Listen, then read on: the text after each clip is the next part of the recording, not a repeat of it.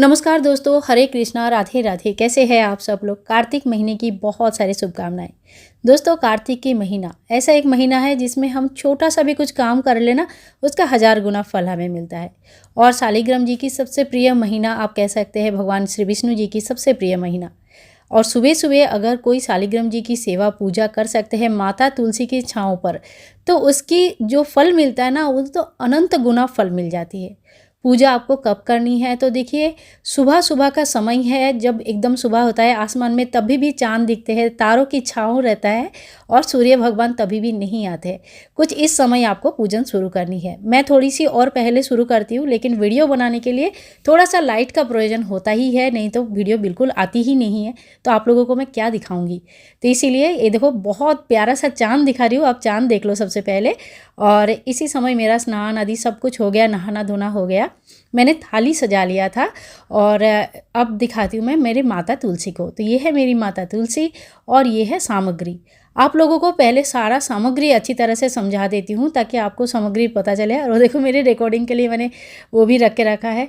क्या करूँ, सुबह सुबह पूजन भी हो जाता है और आप लोगों के लिए वीडियो भी बनानी हो जाती है, तो थोड़ा बहुत ज्ञान बांटने से अच्छा रहता है। कुछ चीज़ें जो मुझे ठीक लगता है, अच्छा लगता है, मैं आप लोगों के साथ बांटती हूँ। तो देखिए, तुलसी जी को साफ़ करने के लिए यहाँ पे मैंने हल्दी के पानी लिया, आचमन के लिए पानी लिया, जल चढ़ाने के लिए पानी लिया। और भगवान शालिग्राम जी है, कार्तिक के महीने की महात्म है। फिर हल्दी, कुमकुम, थोड़ी सी भोग प्रसाद और एक आटे का दिया लिया है मैंने, ठीक है। इसके बाद देखो, बहुत सारा मैंने फूल ले लिया और साथ में तुलसी दल। और एक कपूर की आरती करने के लिए, कपूर की आरती के लिए कपूर लिया, एक दिया लिया जो रोज़ जलाती हूँ, थोड़ी सी दूध, थोड़ी सी धूप और इत्र वगैरह और साथ में चंदन। तो ये सारे सामान मैंने ले लिया भगवान शालिग्राम जी की पूजा के लिए। इतनी सामान तो आपको लेनी चाहिए। और कार्तिक में कोई एक ही नियम अगर बना लेते हैं, किसी एक ही देवता का अगर पूजन कर लेते हैं, तभी भी बहुत है, ठीक है। सबसे पहले देखो कैसे पूजा करती हूँ, आपको सब स्टेप बाय स्टेप दिखाती हूँ, आप लोगों को भी समझने में बहुत आसानी हो गई। तो हल्दी के पानी से पहले गमले को अच्छी तरह से भिगा लिया और उसके बाद एक टिश्यू पेपर से मैं इसको साफ़ करती हूँ। कपड़े से साफ़ करूँगी ना, तो कपड़ा बहुत गंदा होता है, तो रोज़ रोज़ धोने में भी बहुत दिक्कत आती है। तो देखो, ये पूरा जो सिंदूर हल्दी लगा हुआ था, ये सारे साफ़ हो गया। और जो फूल, पुराने फूल मैं जहाँ जमा करती हूँ ना, वो टिश्यू पेपर भी वहीं रख देती हूँ। तो बाद में ये भी कागज़ ही है, तो कोई दिक्कत नहीं है, प्लास्टिक है नहीं, तो कोई प्रॉब्लम नहीं है। तो पुराना फूल वगैरह जो एक आध फूल चढ़ी है वो भी निकालेंगे।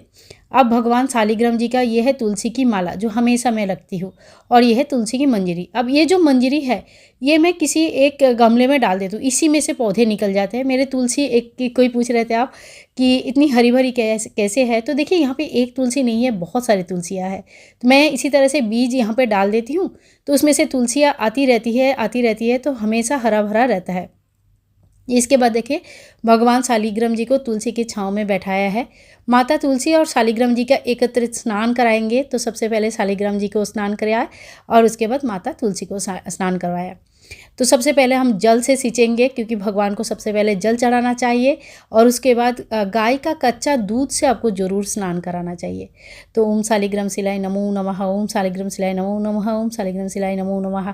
अच्छा, एक बात आपको बोलती हूँ, बहुत जगह पे लेडीज़ जो है ना, शालिग्राम जी की पूजन नहीं करती है। अगर आपके घर में भी ऐसा कोई नियम है, तो आपके घर में पुरुष इस पूजा को कर सकते हैं। मेरे घर में मैं छोटे से ही शालिग्राम जी की सेवा करती हूँ, पूजा करती हूँ। तो मैं शायद 6-7 साल की थी, तभी मुझे शालिग्राम जी, एक स्वयंभू शालिग्राम जी मुझे खुद मिले थे हरिद्वार से, तब से मैं उनकी सेवा करती हूँ, ठीक है। तो मैं पूजा करती हूँ, लेकिन अगर आपके घर में ऐसा नियम है तो आप शालिग्राम जी को स्पर्श नहीं करते, तो कोई बात नहीं, घर के पुरुष इसकी पूजा को कर सकते हैं। इसके बाद देखिए, शालिग्राम जी की इस तरह से स्नान जब हम दूध से कर लेंगे, एक बार जल से स्नान कर लेंगे, और फिर उनको हम फिर से एक बार नॉर्मल जल से स्नान कराएंगे। और अगर कहीं आप पूजा करते हैं तो आप आराम से पूजा कर सकते हैं। तो देखिए, मैंने आपको बता दिया, शालिग्राम जी की पूजन जो लेडीज़ है वो मासिक धर्म ख़त्म होने के बाद 60-70 साल में ही करती है, उससे पहले नहीं करती है बहुत जगह पे। आपके यहाँ पे जैसा भी नियम है आप उस हिसाब से कर सकते हैं, जैसा आप मानते हैं। इसके बाद देखिए, आसन मैंने धो के फिर से शालिग्राम जी के आसन मैंने यहाँ रख दिया, उसके ऊपर एक तुलसी जी की आसन लगाया, और ये है हमारी शालिग्राम जी। और इनको अब हम इत्र सेवा देंगे। तो सबसे पहले देखो, हाथ में इत्र लगा लेंगे और और अच्छी तरह से इत्र से सेवा करेंगे। गंडकी नदी पे मिलने वाला शालिग्राम जी को अगर इत्र सेवा आप देते हैं तो बहुत ही चमकदार और बहुत दिन तक बहुत सुंदर रहते हैं। इत्र सेवा में आप देखो चंदन का दे सकते हैं, जैस्मिन का दे सकते हैं, रोज़ दे सकते हैं, जो भी आपको पसंद है उस तरह का। इसके बाद शालिग्राम जी को लगाया जाता है चंदन। भगवान विष्णु जी की किसी भी स्वरूप को चंदन बहुत प्रिय होते हैं, तो आप चंदन लगा सकते हैं। तो देखिए इस तरह से हम तिलक कर देंगे सबसे पहले, फिर चंदन से आपको जैसा समय मिले, जैसे आपका इच्छा है उस तरह से आप श्रृंगार कर सकते हैं। शालिग्राम जी की बहुत सुंदर सुंदर श्रृंगार होते हैं। मेरी शालिग्राम जी थोड़ी सी अलग है देखने में, इनके श्रृंगार थोड़ा अलग होता है। इसके बाद फूल चढ़ा देंगे और ये गांव से आए हुए फूल है, बहुत सुंदर सुंदर फूल है। और इसके बाद हम तुलसी मंजरी चढ़ा देंगे। शालिग्राम की स्नान और जब हम पूजा कर लेते हैं, उनकी श्रृंगार हो जाते हैं, तो माँ तुलसी की भी हमें थोड़ी सी श्रृंगार जरूर कर लेनी चाहिए। यहाँ पे देखिए फिर से मैंने ना स्वास्तिक बना लिया और हल्दी का और कुमकुम का टीका लगा दूंगी। हल्दी और कुमकुम माता को जरूर चढ़ाना चाहिए, पर ध्यान रखें कार्तिक के महीने में ना आपको सिंदूर नहीं चढ़ानी है तुलसी माँ को, आप कुमकुम चढ़ा सकते हैं। फिर शालिग्राम जी को हम माला पहना देंगे जो तुलसी की माला है, और अब हम आरती कर लेंगे। शालिग्राम जी की आरती आती है या भगवान विष्णु जी की आरती आपको आती है तो आरती कीजिए। तुलसी मैया का आरती आता है तो वो कर सकते हैं। कुछ भी नहीं आता है तो जय शालिग्राम जी, जय तुलसी मैया, जल इस तरह से जयकारा लगाते हुए भी आप धूप दीप जरूर कर लीजिए। पूजन करते करते थोड़ी सी लाइट आ गई थी तो मेरा अच्छा हो गया, फ़ोटो में आने लगा। लेकिन आप लोग ध्यान रखना कि जब आप पूजन करेंगे तो जितना हो सके सुबह सुबह करें। अगर बिल्कुल भी नहीं हो पाता है तो सूर्योदय के बाद अगर पूजा कर रहे हैं तो दीपदान मत कीजिए, क्योंकि दीपदान सूर्योदय के बाद नहीं होती है। ठीक है, आप जो सबसे जब एक उपाय आपको बताती हूँ, आप आटे का एक दीपदान जरूर करें। आटे का 1, 5, 11, 21 आप कितने भी दीपदान कर सकते हैं। लेकिन देखो सबके घर में इतना समय नहीं हो पाता है और सब नियम तो करना चाहते हैं, लेकिन ये भी बात है कि गृहस्थ में रह के बहुत ज़्यादा समय देना संभव नहीं हो पाता है।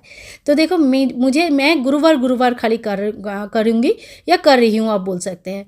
रोज़ नहीं कर पाती हूँ। शालिग्राम जी की इस तरह का जो सेवा पूजा तुलसी जी के साथ, ये खाली गुरुवार के दिन मैं कर रही हूँ। और गुरुवार के दिन इस तरह से एक आटे का दीपक जलाकर मेरी मनोकामनाएं भगवान पूरी करे, इसी बात का सोचती हूँ कि हाँ सब कुछ अच्छा हो जाए, सब तरह से अच्छा हो जाए। बस जो स्ट्रगल वाले दिन है वो धीरे धीरे कम होते रहे, भगवान हमें आगे ले चले, सभी का यही मनोकामना रहता है। इसके बाद हम एक आरती कर लेंगे एक कपूर की। आप चाहे तो हवन कर सकते हैं, अगर आपके पास टाइम है तो आप थोड़ा सा गाय की गोबर का जो उपले होते हैं ना, उसको भी थोड़ा जलाकर उसको अंगारे बनाकर फिर हवन कर सकते हैं। तो आपको मर्जी, जैसा आपके पास समय है उस हिसाब से आप कर सकते हैं। इसके बाद देखिए हम थोड़ा सा जल घुमा के आरती को शांत कर देंगे और ये हमारी आरती शांत हो गई है। ठीक है, तो जल घुमा के थोड़ी सी आचमन 3 बार हमें कर लेनी चाहिए और किसी एक छोटी सी पात्र में जल को संग्रह करें, किसी में पौधे में डाल दीजिए। इसके बाद अगर आप कार्तिक महात्म्य पढ़ रहे हैं तो ज़रूर एक अध्याय, जो भी अध्याय पढ़ना शुरू किया है तो वो पढ़ लीजिए। अगर आप कहानी सुन रहे हैं तो कहानी सुन लीजिए। अगर आप तुलसी मैया का कहानी सुनना चाहते हैं तो वो सुन सकते हैं। कहने का मतलब है कार्तिक के महीने में महात्म्य पढ़ना, कहानियाँ सुनना, तुलसी जी की कहानी सुनना बहुत ज़्यादा अच्छा माना जाता है। इस बुक में हर एक दिन के लिए एक एक अध्याय दिया गया है। अगर आपने अभी तक शुरू नहीं किया तो आप 2-3 अध्याय एक ही दिन में बैठ के पढ़ सकते हैं और फिर दिन के हिसाब से हर रोज़ एक एक दिन के एक एक अध्याय पढ़ सकते हैं। इससे आपको बहुत आसानी होगी और आराम से अपने पूरे महीने का महात्म्य पढ़ना भी हो जाएगा और आपका पूजा भी हो जाएगा। और लग रहा है ना हमारे शालिग्राम जी बहुत प्यारे और बहुत सुंदर सा। तो अगर सुंदर लग रहा है ना, आपको भी लग रहा है कि हाँ सुंदर लग रहा है, तो प्लीज़ आप कमेंट करके मुझे भी बताना कि आपको कैसा लग रहा है। ठीक है, मुझे तो इस पूजा करके बड़ी मन की शांति मिली, बहुत अच्छा लगा। और इसके बाद देखो जो सामान है वो मैं एक थाली में सारे बटोर लूँगी। फूल वगैरह जो है वो फिर दहलीज में रखूँगी, दहलीज पूजन करूँगी थोड़ी देर बाद। वो मैं आपको किसी और वीडियो में शेयर करूँगी। आगे भी काफ़ी शेयर करके रखा है, आप लोगों को पता ही है कि मैं दहलीज पूजन किस तरह से करती हूँ। तो देखिए इसी थाली में मैंने चंदन भी रख लिया, जो भी पूजन का सामग्री मैं लेके आई थी। जितना पूजा में यूज़ हो गया उतना हो गया, जो नहीं हुआ वो लेके जाऊँगी। और उसके बाद पूजा के बाद शालिग्राम जी को अपनी जगह पे मैं विराजमान कर देती हूँ, जहाँ पे मंदिर में रहते हैं। मेरे शालिग्राम जी मंदिर में रहते हैं, तुलसी में बाहर में नहीं रखती हूँ। पूजा के लिए मैं ले जाती हूँ, पूजा करती हूँ, फिर वापस अपने मंदिर में रख लेती हूँ। तो बहुत लोग तुलसी में रखते हैं पर मैं नहीं रखती हूँ। देखो, मेरा मानना यही है कि भगवान जो है मंदिर में सिंहासन में बहुत बढ़िया सा आसन लगा के बहुत बढ़िया तरीके से रखना चाहिए। बाहर के जो धूप है, लाइट है, धूल है, हवा है, इसमें पेड़-पौधे, वृक्ष वगैरह अच्छे रहते हैं, उनको ये सारी चीज़ें उनके लिए ज़रूरी होता है, उनको चाहिए होता है। लेकिन भगवान को जो है ना बहुत प्यार से, प्रेम से मंदिर में रखा जाता है। बाकी आपका सभी का अपना-अपना जो भी मतामत है वो अलग बात है। मैं कभी भी भगवान को बाहर नहीं रखती हूँ। तो दोस्तों, आज की इस पूजा विधि से आपको कैसा लगा देख के बताइए। और हर मनोकामना पूर्ण करने वाली पूजा है दोस्तों, सही मानिए। और अगर आपको आप मतलब देख सकते हैं, 1 महीना पूजा करके देख सकते हैं, आपको बहुत ज़्यादा जीवन में चेंजेस देखने के लिए मिलेगा। मिलते हैं नेक्स्ट वीडियो में, तब तक के लिए सभी भाई बंधुओं को राधे राधे।